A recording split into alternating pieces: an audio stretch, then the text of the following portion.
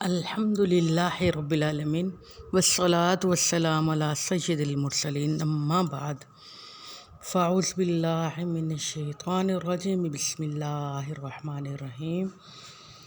فرمان آخری نبی صلی اللہ علیہ وآلہ وسلم، جس نے مجھ پر روزانہ 50 مرتبہ درود پاک پڑھنے کا معمول بنا لیا کہ قیامت کے دن میں ان سے مصافحہ کروں گا۔ صلو علی الحبیب صلی اللہ علی محمد صلی اللہ علیہ وآلہ وسلم۔ آج 7 معجزوں کا ذکر کروں گی انشاءاللہ، جو سید عالم صلی اللہ علیہ وآلہ وسلم کی پیدائش پر ظاہر ہوئے۔ پہلا معجزہ کہ ہر حاملہ عورت کو بوجھ محسوس ہوتا ہے، مشقت سے وہ یہ دن گزارتی ہے، لیکن سیدہ آمنہ طیبہ طاہرہ نے فرمایا مجھے کوئی بوجھ محسوس نہیں ہوا۔ دوسرا معجزہ، ہر حاملہ کو درد ذا ہوتا ہے، سیدہ آمنہ کو نہ ہوا۔ تیسرا معجزہ، جب آپ سید عالم صلی اللہ علیہ وسلم پیدا ہوئے تو سجدہ فرمایا اور سجدے میں امتی امتی فرمایا، اور آپ حضور سید عالم مخدوم یعنی کہ ختنہ شدہ پیدا ہوئے۔ پانچواں معجزہ، آپ کی پیدائش ہوتے ہی شیاطین کو آسمان سے جانے سے روک دیا گیا۔ پہلے یوں ہوتا تھا کہ یہ شیاطین آسمان پر جا کر ملائکہ کی باتیں سن لیا کرتے تھے۔ حضور سید عالم صلی اللہ علیہ وآلہ وسلم کی ولادت ہوئی تو انہیں آسمان سے روک دیا گیا۔ شیاطین ابلیس کے پاس آ کر جمع ہوئے اور بولے آج ہمیں آسمان پر جانے سے روک دیا، آخر کیوں؟ ابلیس نے کہا جاؤ مشارق اور مغارب میں گھوم کر دیکھو کہ کون سی آج عجیب بات رونما ہوئی۔ شیاطین پھرتے پھرتے مکہ مکرمہ آ گئے۔ انہوں نے ایک گھر دیکھا جس سے فرشتوں نے جھرمٹ میں لیا ہوا تھا۔ مکان نور سے جگمگا رہا تھا اور نور کی کرنیں آسمان کی طرف بلند ہوتی جا رہی تھی۔ فرشتے ایک دوسرے کو مبارکباد دیتے تھے۔ یہ دیکھتے ہی شیاطین ابلیس کے پاس آئے۔ ابلیس کو بتایا تو اس نے زبردست چیخ مار کر کہا افسوس رحمت للعالمین، شوکت نبی بنی آدم صلی اللہ علیہ وآلہ وسلم دنیا میں تشریف لے آئے۔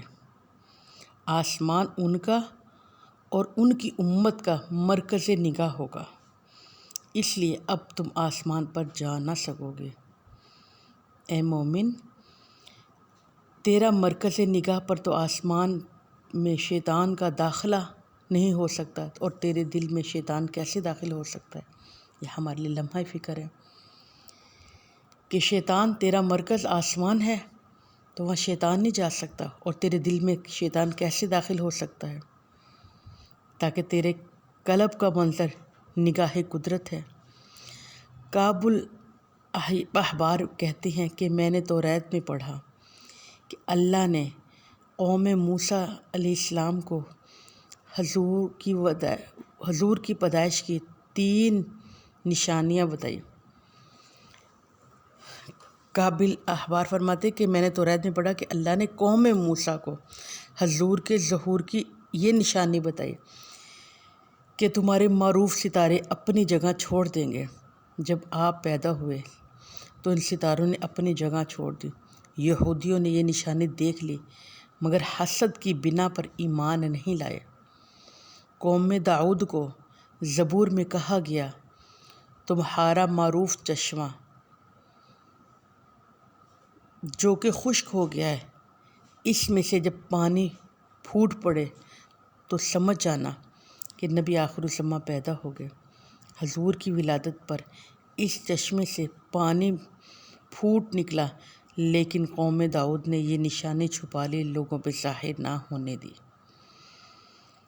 پھر قوم عیسیٰ پر انجیر میں ان کو خبر دی گئی کہ جب خشک درخت پر پتے اگ آئیں اور اسی وقت اس درخت پر پتے بھی اگیں اور پھل بھی لگ جائے تو یہ ظہور محمد صلی اللہ علیہ وآلہ وسلم کی علامت ہوگی۔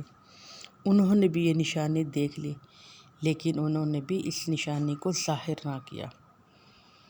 چھٹا معجزہ، آپ کی جو دائی تھی اس کے پستان سے دودھ نہیں آتا تھا، اس نے حضور کے منہ میں وہ پستان ڈالا تو وہ دودھ اس سے اتر آیا اور دودھ جاری ہو گیا۔ 7واں معجزہ جو آپ سید عالم صلی اللہ علیہ وآلہ وسلم کی ولادت پہ ظہور میں آیا، آپ کی ولادت کے وقت کعبے سے یہ آوازیں سنائی دی گئی: قد جاءکم من اللہ نورا و کتاب مبین، قد جاء الحق وزاحق الباطل ان الباطل کان زہوقا، لقد جاءکم رسول من انفسکم عزیز علیہ ما عنتم حریص علیکم بالمؤمنین ورؤوف الرحیم، یا ایھا النبی انک ارسلناک شاہدا ومبشرا ونذیرا وداعیا الی اللہ باذنہ سراجا منیرا۔ یہ جو 7 معجزے سید عالم صلی اللہ علیہ وآلہ وسلم جس رات دنیا میں پیر کا دن تھا جب آپ دنیا میں تشریف لائے، اور یہ 7 معجزے ظہور میں آئے، اللہ سے میں دعا کرتی ہوں اس میں جو غلطی خامی ہوگی اسے معاف فرمائے، اور صحیح ہمیں نبی کا عشق عطا فرما دے، اور صحیح ہمیں دین پڑھنے کی سعادت عطا فرما دے۔ آمین اللہم آمین۔ صلو علی الحبیب صلی اللہ علی محمد صلی اللہ علیہ وآلہ وصحبہ وبارک وسلم۔